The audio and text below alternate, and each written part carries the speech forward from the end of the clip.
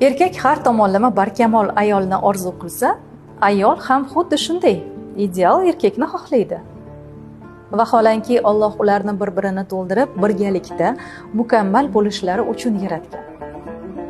Shu o'rinda ayolga to'g'ri munosabatni sirini sizga ochib o'taymi? Ayol kishini bo'ysundirishga harakat qilmang, hech ham urinmang. Unga mehr berib, uni himoya qilsangiz, uni o'zi sizga xuddiki shohlarday muomala qiladi.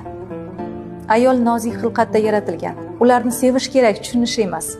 Chunki ayol ko'p holatda o'zini o'zi ham tushunmaydi, ishoning menga.